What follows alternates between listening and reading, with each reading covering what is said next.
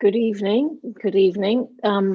Welcome back to the fourth talk in the Introducing Buddhism course. So we've reached the halfway point of the course. We've done 3 talks. There's another 3 to go. And that's quite relevant, actually, because tonight we're covering the Noble Eightfold Path, which is, if you like, the real meat in the sandwich of this course, because this is how to follow the Buddha's way and how to adopt a Buddhist practice. So this is very much the nuts and bolts of what to do if we want to put the Buddha's teachings into practice in our lives. But before we go on to tonight's talk in detail, I just want to recap on the homework that I set you last week. I asked you to sit in a chair for 15 minutes. I specifically asked you not to regard this as a meditation exercise, but simply to sit and see what happened. Some of you won't have managed to do this, and if you didn't, I mean, don't be embarrassed, because when I did this course 20 years ago, I think I managed to sit in a chair for 15 minutes one time only, and I fell asleep for those 15 minutes. So if you didn't manage to do it, don't worry. But those of you who did manage to do it, I'm hoping what you will have observed is something very, very interesting, which is that our minds are a very busy place. So when you sit in a chair for 15 minutes with nothing else to do, and this is without particularly focusing the mind in the way that one would do if one was meditating, we'll have noticed that our minds are absolutely full of thoughts and a constant dialogue. Yada, yada, yada, blah, blah, blah. This and that going on all the time. And this is what's happening on our minds continually. We are completely absorbed with recollections of the past, reminiscing, regrets, planning for the future, rehearsing our hopes and fears and aspirations. Very, very little time is spent in the present moment. And we learn through meditation how to manage that and how to observe these thoughts without becoming completely mesmerized by them and following them. And in a sense, the thoughts, the mind and the thoughts are just one of the 6 senses in Buddhism, just the same as seeing or hearing or touch or smell. The thoughts come and go, and as we meditate, we learn how to observe these thoughts coming and going rather than following them and getting lost in a train of thought. But it's interesting when we sit and with nothing to do, just how busy our minds are. And that comes as a bit of a surprise if you haven't really bothered to sit down and observe what's happening in your mind. It comes as a bit of a surprise to us. And it's also, when you start out in meditation practice, it can be quite a frustration, but the point of meditation is not to stop the thoughts. The point is to observe them and not get carried away by them. But we'll say more about that towards the end of tonight's talk.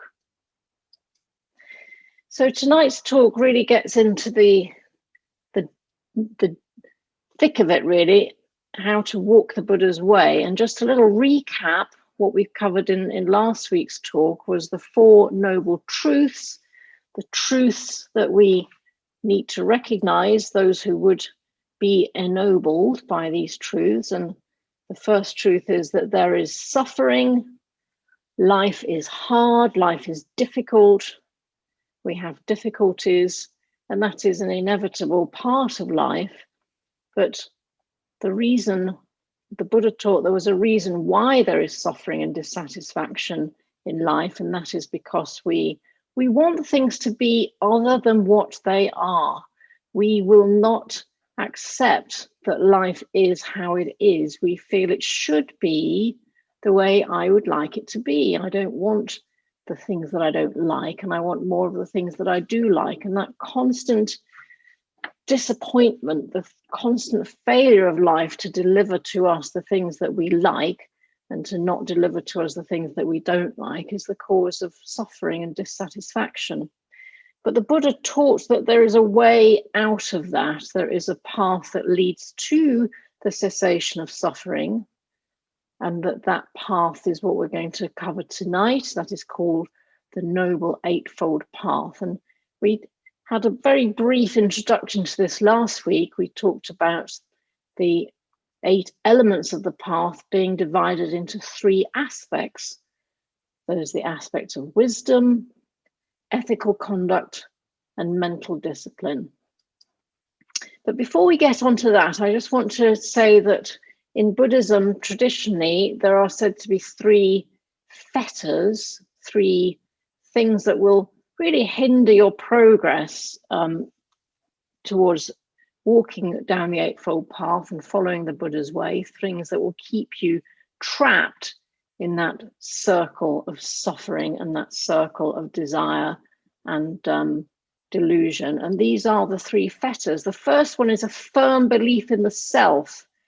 We talked about the self in the second of the talks. We talked about the fact that there is really this concept of I, the ego, myself, as a fixed, independent entity is an illusion, a delusion, if you like, that actually there is no such thing as a fixed, independent self.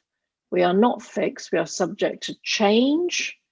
We are impermanent. At the very micro level, our cells are constantly reproducing and dying. But also at the macro level, we grow old, we change through age, we change through disease, and ultimately we die. So we're not fixed, we're not permanent, and we're not separate, we're not independent of everything else. If you think of all the causes and conditions that are needed to bring us here into this room where we are tonight, the causes and conditions, the fact that you are listening to me is because I'm speaking and you are listening. You're sitting on a chair, which is made of something. It's made of wood or fabric that came from somewhere. Someone put it together. You're watching me through a computer screen that's made up of plastics, that's been constructed by someone somewhere. The very internet, the electricity, everything that brings everything together. If you start thinking about the chains of people and things that have to come together for you to be here in this room tonight listening to me, that demonstrates that there is no separate you that can possibly do this, separate from all of those things that are required, all of those causes and conditions that bring about this concept of me and myself. So, but if we can't understand that there is no self, no separate, fixed, independent ego, that is a fetter which will hinder our progress. Doubt and wavering concerning the teaching. Now, this doesn't mean we have to follow everything that we're told with blind faith. You remember the Kalama Sutra said, test it out, test it for yourselves. And this is what the Buddha's teaching asks us to do, is to try out the things that he taught and see if these things are indeed conducive to wholesomeness and conducive to harmony and compassion and helpful for yourself and for other people. But even if trying these things out, we still have a constant doubt and wavering, havering. Yes, I think it's fine to do this. Actually, no, I don't think I will. An inability to put any consistency into our practice, that is also a fetter. And then the third of the traditional 3 fetters is attachment to rites and rituals. And I'm going to illustrate this with a nice story. And actually a lovely picture of a monk and a kitten. Who can resist a picture of a monk and a kitten?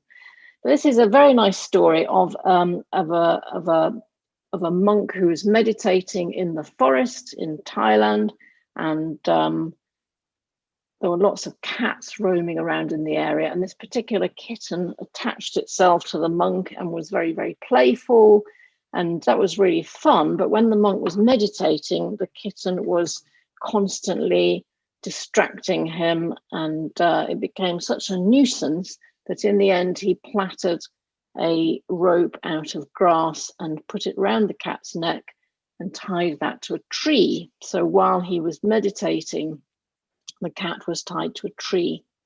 And the other monks, seeing how really engaged he was with his practice and how resolute he was, they said, oh, that's very impressive. And look, he's got a cat tied to a tree. And they all decided they all wanted cats to tie to a tree. And much later, when this individual monk had died, a great debate grew up about what type of cat was the best type of cat to fasten to a tree. Should it be a tabby cat or a ginger cat? What was the best type of rope to use? Should it be plaited? Should it be entwined? How should it be? So you see the point of the story is that these monks became so attached to the rite and ritual of the cat that they had missed the whole point, which was the meditation. So we must be careful about this, because you will find in many religions, and Buddhism is no exception to this, that there are a great deal of rites and rituals, and the various schools become very attached to these rites and rituals, but they are merely symbols. They are not in themselves of any special significance. The Buddha is not a deity. We don't worship him. If the Buddha statue on the altar is required to go on the fire to keep you warm, then you put it on the fire. We don't attach ourselves to these symbols, to these candles, to the bells, to the chanting. They are simply skillful means to help us with our practice. And once we start getting hung up and attached to them, then that is a fetter, and that is a hindrance to our progress. So let's move on now to the main part of tonight's talk, which is the Noble Eightfold Path. And as I've said, this breaks down into 3 elements: the element of wisdom, the element of morality, the element of concentration. And put in simple terms, that means wisdom, that means seeing things as they really are, rather than seeing things as I think they really should be. The element of morality, simply leading a good life. And finally, concentration, being present in the moment, not being lost in thoughts about the past, reliving the past, regretting the past, rehearsing what we said and how we could have said it better, and not living in the future, not living with our hopes, fears, and aspirations about what's to come. And of course, that is a very, very difficult thing to do, because naturally our brains take us back into memories of the past and thoughts about the future, but it means we are avoiding living our lives now. Now, we talk about the Noble Eightfold Path. There are 8 elements on the path, but let's not think of this as a linear path. You take this step and then this step and then this step, and you perfect the one before you go on to the next, and so it goes on. It's actually not a path in that sense. It is more like a wheel. The representation of the Dharma, the Buddha's teachings, is the wheel with 8 spokes, which represents the 8 elements of the Noble Eightfold Path. And if you think about a wheel, any of you who are cyclists, you will know that if one of the spokes of the wheel is a little bit looser than the others, the rim of the wheel is not true and the wheel becomes very wobbly. So what we're supposed to do is to cultivate each of these 8 elements really together and in tandem rather than sequentially, to keep those spokes at the even tension and make sure that the wheel is running true. So it's not a path, one step followed by another. These are 8 aspects of practice that we are supposed to practice concurrently rather than consecutively. And just to say, I think I said this last week, that the word right in these paths does not in these aspects of the Eightfold Path, doesn't mean right as opposed to wrong. It means right in terms of skillful, wholesome, conducive to happiness, etc. So let's get on to the detail of it. So the first aspect of the path we're going to cover is called right view, or right understanding, or right seeing. Now you'll remember from the second lecture that we talked about ignorance, about our view of the world as being seen through this I-biased delusion, seeing things not as they are, but seeing things as I think they should be, or as I would like them to be. And the goal of right view, right understanding, right seeing is to see things clearly, is to see things as they actually are without seeing things through that tinted prism which my own beliefs and views and opinions put in the way. And the analogy for this is a mirror. The mirror is a very important symbol, particularly in Zen Buddhism, but in this respect, we're thinking about how a mirror simply reflects what is out there. The mirror just shows what is there, and as the mirror moves, what is being seen in the mirror changes. The mirror doesn't hang on to this particular vision of something it rather liked and quickly discard the vision of that thing that it doesn't like. The mirror simply reflects things as they are. And this is what we are supposed to be doing with right view or right seeing, is simply seeing things as they are, not seeing things as I think they should be, as I think they might be, as I think I would rather like them to be. And there's a story that goes with this, which is in your course notes, and it's about a man who was walking through the jungle in India at dusk. And as he was walking through the jungle, he suddenly saw on the path in front of him a snake. And he leapt back in horror, thinking this might be a poisonous snake.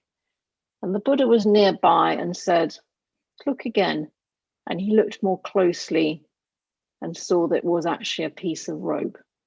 As you can see in this picture, it's a piece of rope. And in some tellings of the story, the Buddha says, "Look again." And when he looks more closely, the rope is actually a string of jewels. And I think this story really illustrates very nicely the fact that our worries and thoughts and concerns do cause us to misinterpret how we see things.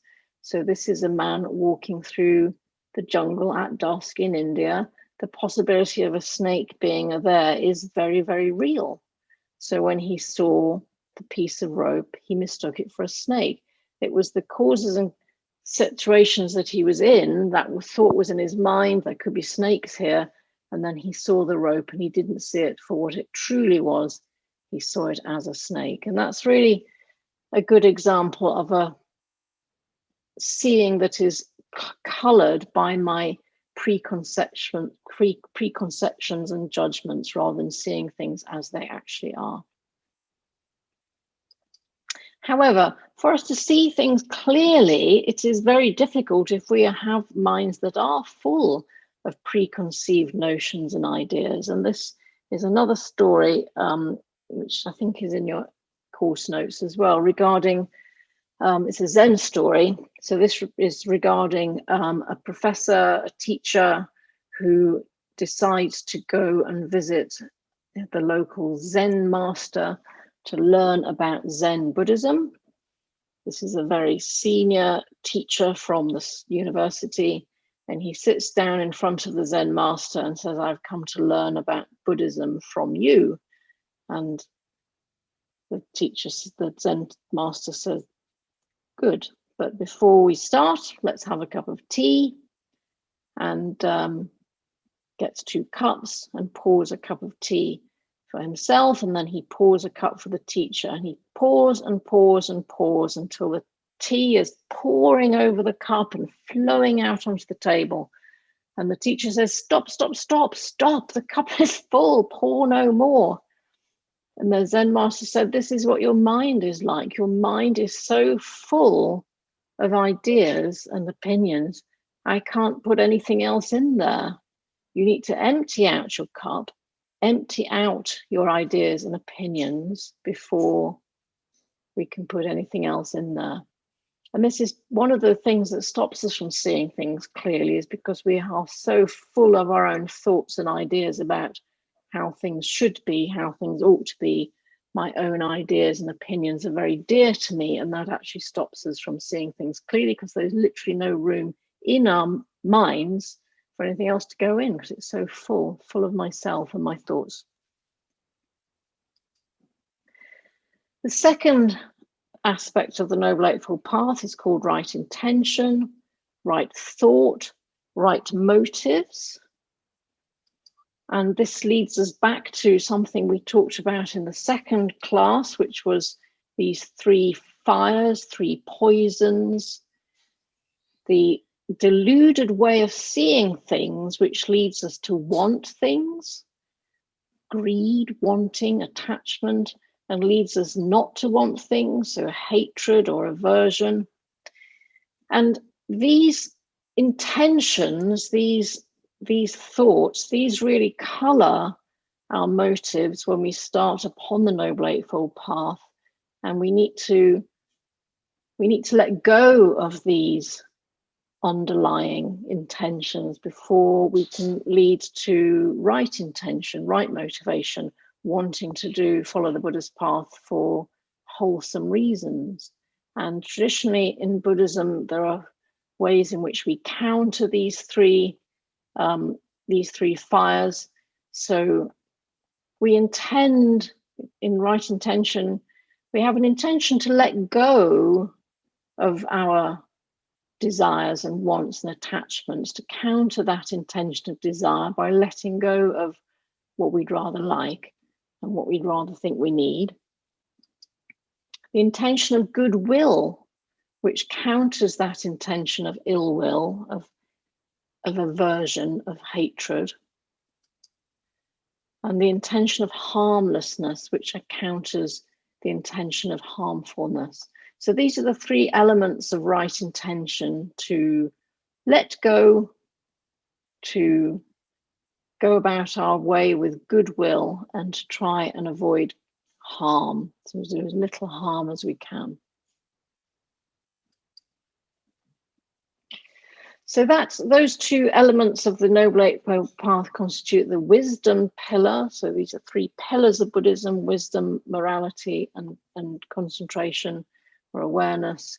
So we're now on to the living a good life, the morality pillar. And the first element of this is right speech. And there are, in traditional Buddhist teaching, we regard speech as being a gateway, and to allow words to come through that gateway, you really have to check that they fulfill 3 things. First of all, is what I'm about to say true? Is it true?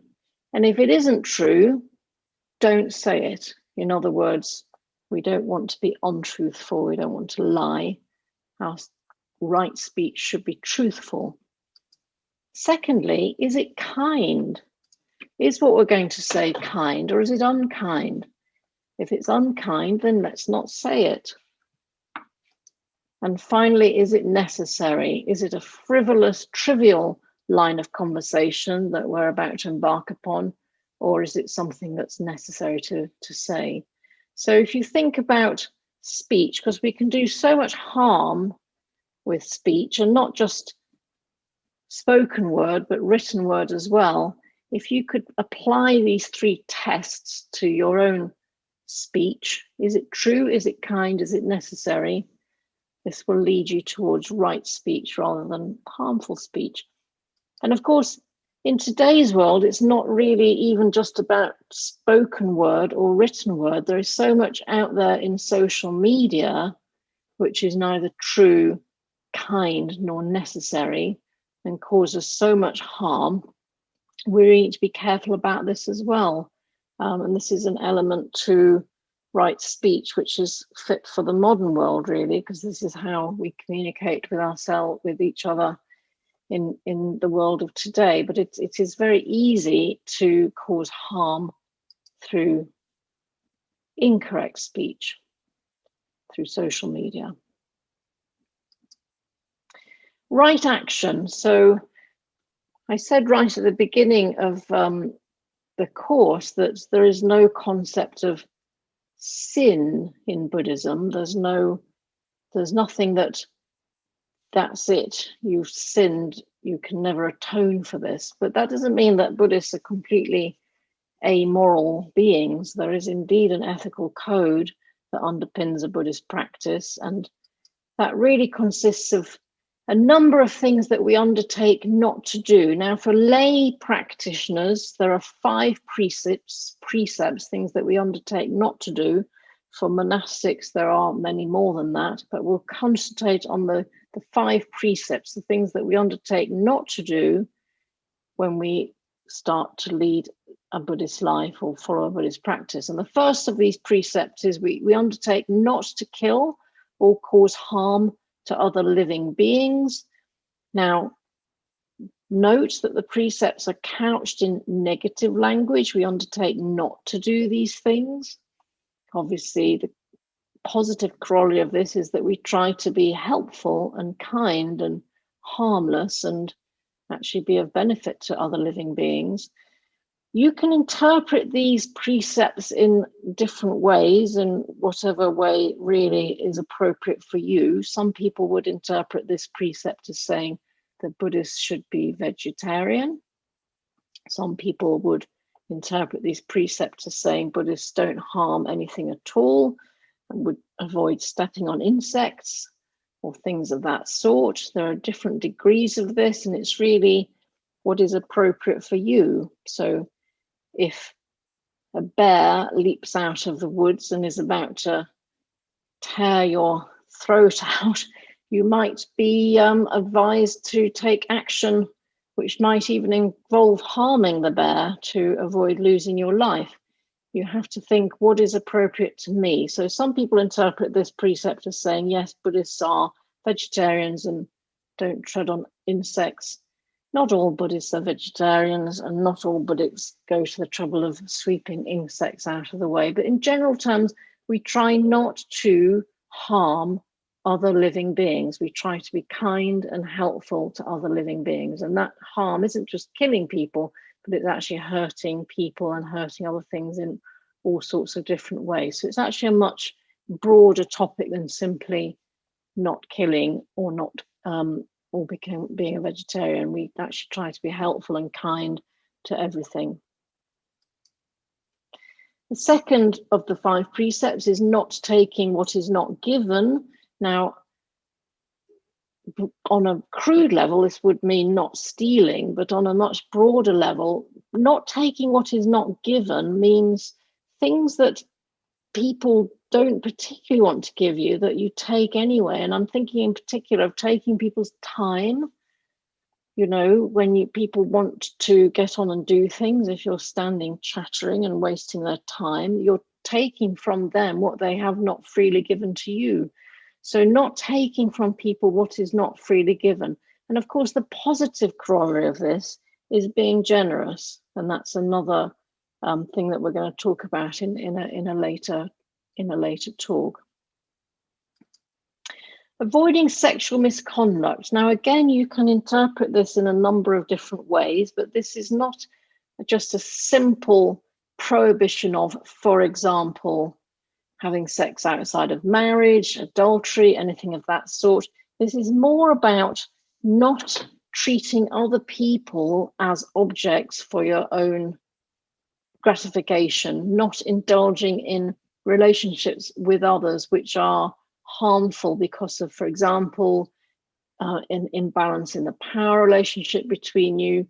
So anything that involves treating other people badly for your own gratification would fall really within this precept. So it's not just straightforwardly do not commit adultery, etc. This is actually a much broader topic. It's about treating other people with respect and taking their needs and thoughts into consideration rather than simply riding roughshod over them. Avoiding false speech, we've talked about that in the previous arm of the Eightfold Path. So right speech would be true, kind, and necessary. So we try not to speak about people in a harmful way, in a false way. This really, on one level, would be not speaking about people in a way that you wouldn't speak about them if they were present. So behind people's back, saying things that you wouldn't say to their face, that would be one of the things that we would try to avoid with this precept. And then finally, abstaining from drink and drugs that cloud the mind, avoiding intoxicants. Now, again, you can interpret this as saying, oh, if you're a Buddhist, you can't drink alcohol. That's not actually true. Many Buddhists do drink alcohol. But what we're trying to avoid with this precept is intoxicants that take away that ability to see things clearly with wisdom. So not just drinking to excess or taking drugs to excess, but also there are other things that can intoxicate us. Power and glory and those things can also intoxicate us. So anything that clouds the mind and stops us thinking clearly and seeing clearly could be regarded as an intoxicant, and we undertake to avoid those things. It doesn't mean necessarily you cannot have an alcoholic drink, but it does probably mean you shouldn't be drinking to the point of complete oblivion on a regular basis. And similarly for drugs and other things that intoxicate us as well. And then the third aspect of living a good life or morality is right livelihood or right living. There are obviously certain ways of earning your livelihood which are unskillful. So I suspect none of you on the call tonight are arms dealers or modern day slave masters, as we find in the Archers. I don't know if any of you listen to the Archers, but that's on one level. It's not saying this right livelihood, right living. This is not saying we all have to become monastics or that we all have to be teachers or nurses. And in fact, simply having a profession that's regarded as being wholesome doesn't necessarily mean that you're following that profession in a wholesome way. Harold Shipman being a very good example of a doctor who was also a serial killer. But within our life, within our jobs, within our professions, we should be trying to behave ourselves and work skillfully for the greater good of all, rather than being selfish and doing things that are necessarily potentially harmful. So, for example, advertising, putting things into people's minds that cause them to want more things they don't need. You might regard that as being an unhelpful profession. You might regard being a teacher or a nurse or something of that sort as being a more helpful profession. But think about your own professions, what you do within that job and how you do it, rather than specifically what your livelihood is. Make sure that you're following that vocation in a helpful and skillful and wholesome way. So now we're moving on to the third pillar, which is the pillar of awareness or mindfulness. And the first element of this pillar is called right effort. What is right effort? Well, there are 4 elements to right effort in a Buddhist practice. So the first one is that we try to discourage unwholesome qualities which have not yet arisen from arising. And those unwholesome qualities particularly might include our old friends greed, anger, and ignorance. If those qualities have not yet arisen, we try to discourage them from arising. If those qualities have already arisen, if we are already in the grip of greed, anger, or ignorance, we let those things go. in terms of cultivating positive or skillful or wholesome qualities, particularly generosity, loving kindness, and wisdom. So the opposite of those three fires, those three poisons, we cultivate those qualities that have not yet arisen. And those that have already arisen, we strengthen those and maintain those. And when I think about right effort, I often think about gardening. You know, gardening is something that comes up again and again in Buddhist metaphors, in Buddhist stories and teachings. But you can see the idea here is that this is a constant work to cultivate the garden, to stop the weeds from taking hold, planting things in the garden, tilling the soil, working. We don't just put the garden into shape and go away and expect when we come back next week, next month, next year, for it to be exactly as we left it. We know that if we don't put in a constant effort to cultivate that garden, to clear the weeds and plant good things there, that it will become overgrown and will become a mess again. So the work of right effort is really like the work of a gardener. It's a constant, steady, consistent effort to keep those wholesome qualities present and to discourage and let go of unwholesome qualities.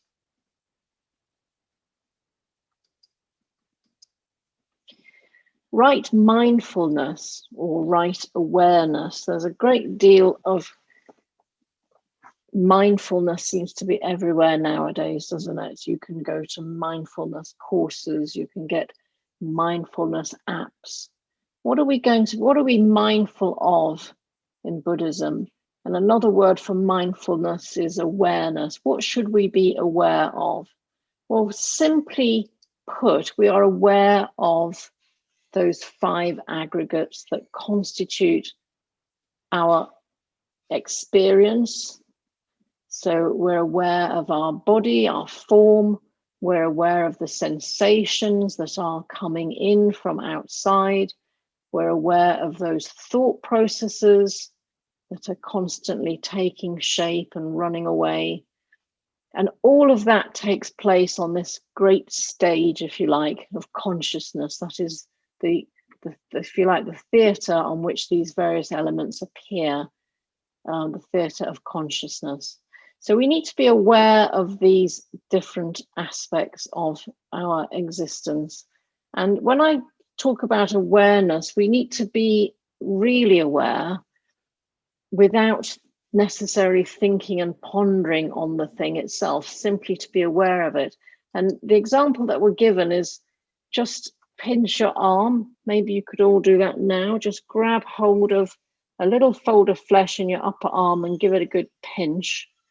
You don't need to think about that. You just know it, don't you?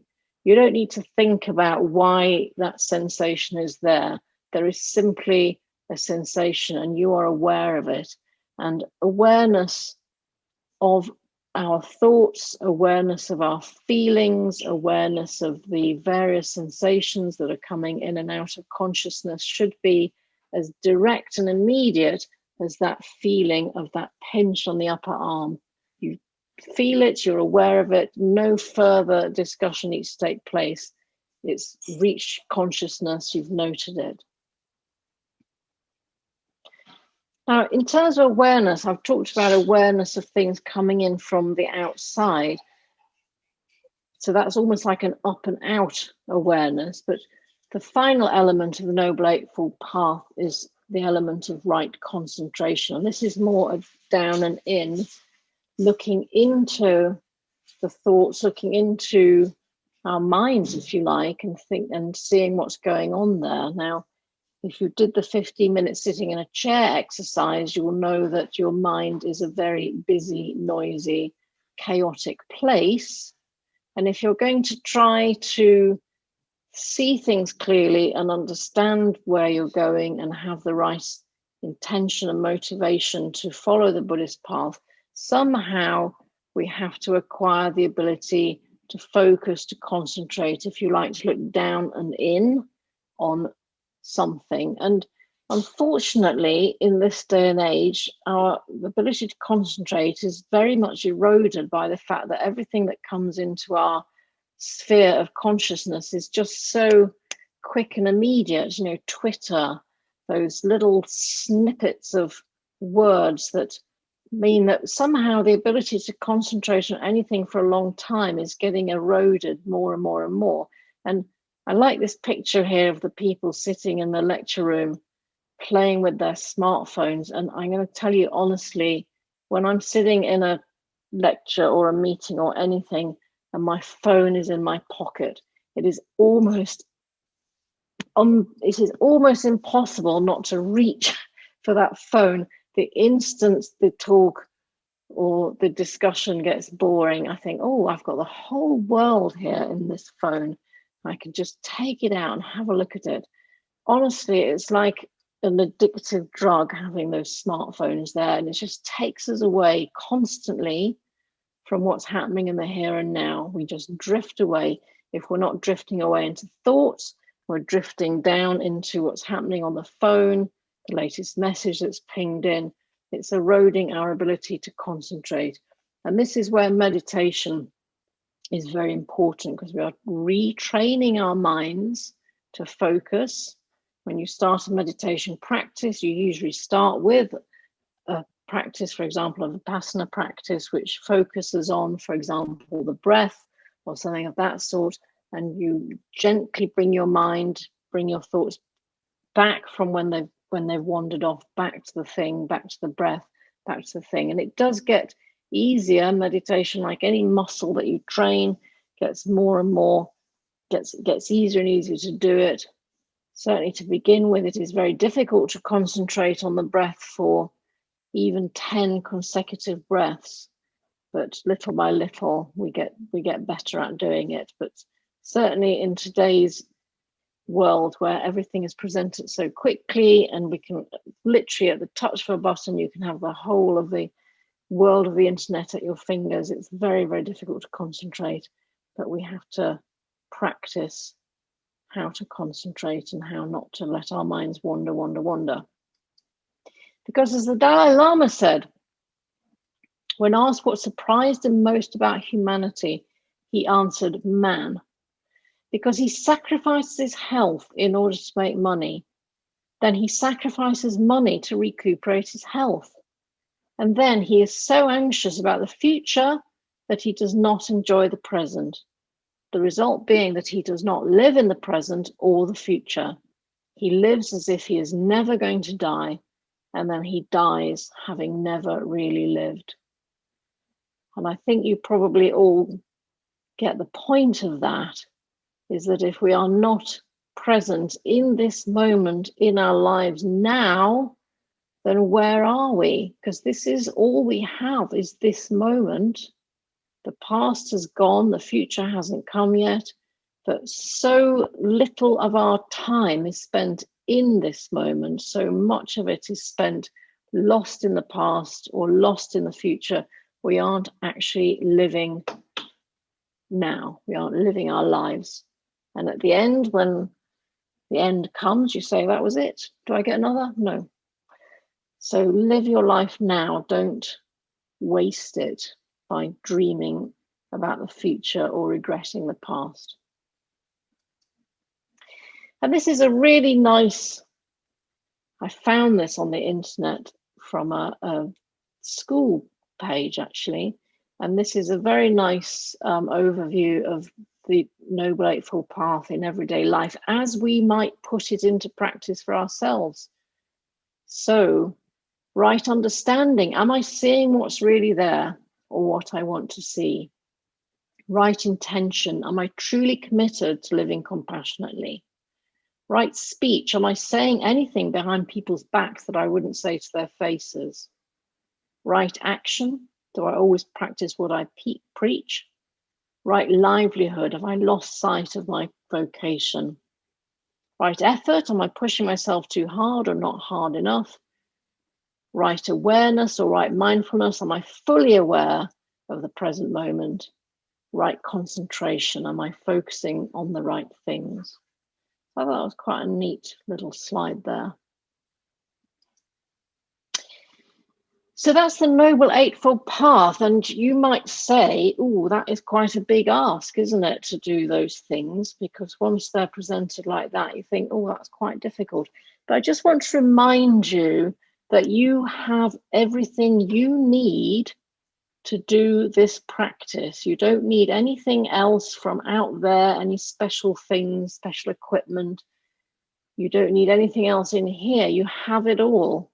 And the Buddha put this very nicely when he said this: in this fathom-long body, with its thoughts, feelings, and perceptions, is the world, the origin of the world, the end of the world, and the path leading to the end of the world.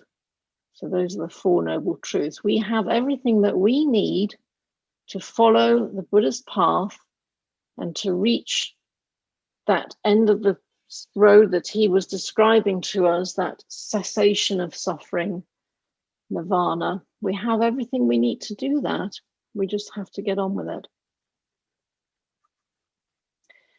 So I'm going to just finish tonight by setting you some homework. Before I set the homework, I just want to say next week's talk covers the Wheel of Life, among other things. It would be very helpful if you could find a picture of the Wheel of Life and just familiarize yourself a little bit with it before next week's talk. Normally, I have a Wheel of Life and I stand in front of it and point out the various aspects of it. I'm going to try and do that on a slideshow, but if you could have a look so you know roughly what I'm talking about, that would be very helpful. But the homework for this week is a very simple, well, I say a very simple exercise, not that simple. It's called the paperclip game, and this is something that one of my teachers taught me, and this is to put into your pocket at the beginning of the day something, a whole bunch of small objects, let's say paper clips, but it could be anything really.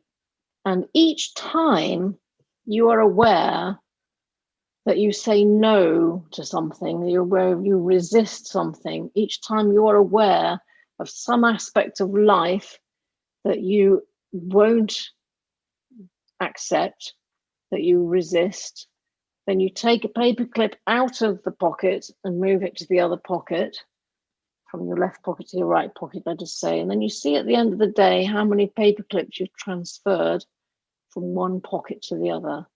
And just see how often negativity and resistance comes into your daily life, or how often you are accepting and going with what is. So that is tonight's talk, and I am going to stop sharing my screen, and I think we have a few minutes for questions if there are any questions. Thank you, Rachel, for this very insightful class. We do have some questions in the chat. So the first question, okay, is asking, Dear Rachel, many thanks for your excellent talk tonight. Regarding right speech, if someone asks for your opinion and your answer may not be what they want to hear, should you go ahead and answer truthfully or decline to answer to avoid upsetting them? Many thanks for your excellent course. Yes, it's a good question, isn't it? Because if someone's, let's say, this is a bit of a old joke, isn't it? When someone says, does my bum look big in this? Do you say, yes, your bum does look big in that? Or do you say, not at all? What I would say is it true? Is it kind? Is it necessary? You're going to have to temper a little bit what you say, so that what you say is as true, well, it is, should be true really, that it is as kind as it should be. But yes, if people ask you for opinion, it is good to be truthful, but if you can be truthful while at the same time being kind, that is right speech. So if someone says, does my bum look big in this? To say, yes, it does, it looks huge. That would not be kind, it might be truthful. So find a way of saying it that is not only kind, not only true. You don't want to tell an absolute lie, that wouldn't be right speech, but let's not be gratuitously unkind, if possible. Thank you so much. So the next question asks, where does happiness sit? For example, does the path bring happiness? Is happiness an illusion or an attachment? Yes, that's another very good question. So the Buddha didn't say that he was looking for happiness, and nor did he say at the end that he had found happiness. What he actually had found was the cessation of suffering. So what we are working towards is letting go of the causes and conditions and ignorance that leads to suffering. Now, on one level, happiness is also an attachment, isn't it? So if we are attached to things that make us happy, that is one of the three fires, the three passions, and in itself it will lead to more suffering.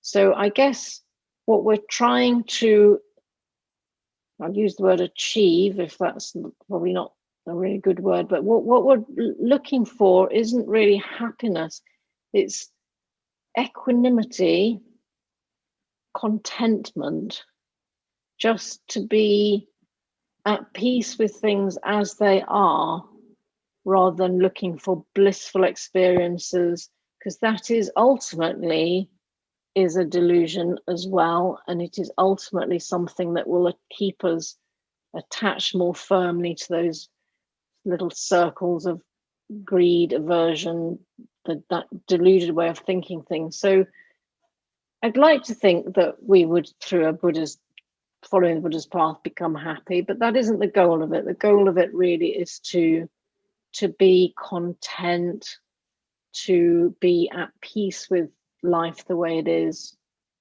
and to really let go of suffering. But searching for happiness in an I-biased, ego-centered way isn't really helpful. That would be one of the three fires. That would be the greed aspect of it. So let's not think about happiness. Let's think about contentment, equanimity, acceptance.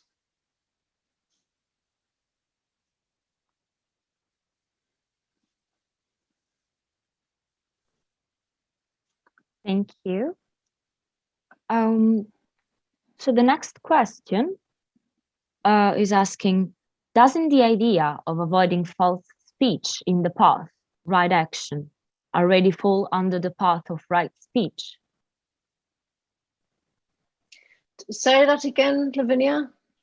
Doesn't the idea of avoiding false speech in the path, right action, already fall under the path of right speech? Yes, it does. And you will find many things in Buddhism which come back to the same thing. So there are lots and lots of different formulations of the same thing. So when we continue with the course, we'll come on in a later teaching about the parameters, which is a teaching in the Mahayana, which is basically the Noble Eightfold Path in a slightly different formulation. So yes, it does come back to the same thing. And the more you study the Buddha's teachings, the more you see the elements reappearing here and here and here. And you think, oh, I met that before. Because if you actually look at the Buddha's teachings, it's almost more like a network, a web of things connecting to each other rather than this. So yes, it does appear twice, but that will come up again and again in Buddhist teachings as you see the formulations repeated, spoken in a different way, rephrased, etc. But you'll recognize familiar elements coming up time and again. So yes, it is the same aspect of practice that's being described.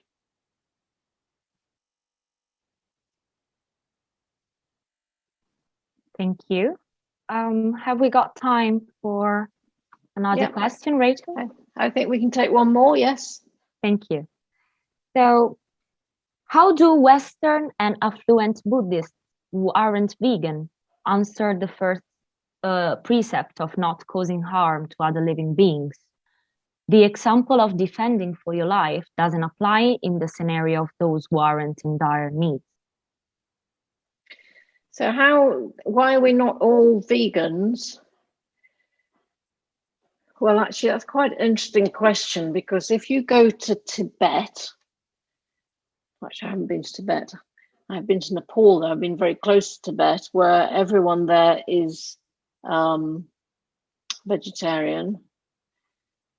You think, oh, there'll not be ever any meat in Nepal, in the upper northern parts near the Tibetan border. And interesting how many yaks fall off the cliff path and end up being used in that way. So how do we put this into practice? Well, I'm not a vegetarian, I'm not a vegan, but I make sure that the food I eat is ethically sourced. So I look for the highest welfare meat and fish, make sure it's sustainably sourced. I go to a lot of trouble to look at how the food I eat has reached my plate and how it got there. And I think about food miles and I think about animal welfare. So I think it is perfectly possible to fulfill the first precept other than being a vegan. You have to think about what is appropriate for your own lifestyle. So many Buddhists are vegetarian and vegan, and many are not. The Buddha himself was not a vegetarian because he lived a life where he would go out begging for food in the second part of the day, as the Theravada monks still do now, and whatever was in the bowl, he would eat it. So it is said that he actually died from eating pork, which gave him food poisoning. So even the Buddha himself was probably not a vegetarian. He ate what was given to him, and sometimes that was meat. So yes, we don't have to be vegan, but what we probably should be doing is making sure that there is no unnecessary suffering involved in the production of the food that comes to us. I hope that goes some way to answering that. We should probably finish there. So just to say, have a look at the Wheel of Life before next week's class if you can. And next week we're covering some pretty big topics: karma, rebirth, and the Wheel of Life. So I look forward to seeing you all there. Bye-bye now.